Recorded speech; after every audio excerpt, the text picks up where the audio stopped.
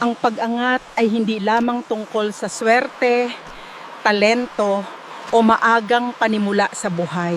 Ito'y tungkol din sa mga simpleng bagay na ayaw gawin ng karamihan. Una, tingnan mo kung sino ang mga kasama mo. Ang mga taong madalas mong kausap at kasama, sila ang bumubuo ng isip mo, ng ugali mo at ng resulta mo. Ang kalidad ng relasyon mo ay isa sa pinakamalaking batayan ng kaligayahan at tagumpag mo. Kung palagi mong kasama ang mga reklamador, chismoso o kontento sa mediocrity, mahahawa ka. Pero kung nasa paligid mo ang mga taong determinado, disiplinado, at may ambisyon, mahahawa ka rin sa pagiging ganon. Ang environment mo pwedeng magpalago sa'yo o magpabagsak sa'yo.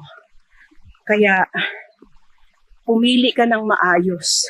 Dalawa, harapin mo ang takot mo. Karamihan sa takot natin ay hindi totoo. Gawa-gawa lang ng isip natin para manatili tayong comfortable. Pero tandaan mo, sa comfort zone, doon namamatay ang mga pangarap. Lahat ng taong hinahangaan mo, natakot din sila.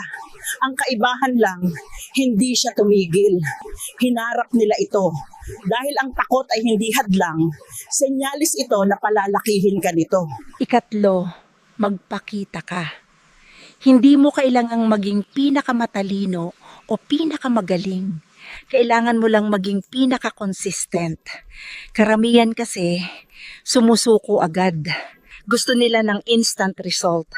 Pero ang tunay na progreso, mabagal, paunti-unti, araw-araw. Kung magiging mas mahusay ka bawat araw, ng kahit 1% lang, sa loob ng isang taon, 37 times kang mas huhusay kan sa dati. Ikaapat, labanan mo ang mga limitasyon sa isip mo. Yung boses na nagsasabing, hindi ko kaya, kasi hindi yan katotohanan. Palitan mo ng, kaya ko. Araw-araw akong gumagaling. Dahil kung paano ka magsalita sa sarili mo, yun ang magtatakda ng magiging buhay mo. Ang pag-angat ay hindi komplikado. Ito ay tungkol sa disiplina, consistency, at paniniwala. Ito ay ang pagkilos at paggawa ng trabaho kahit walang nakakakita.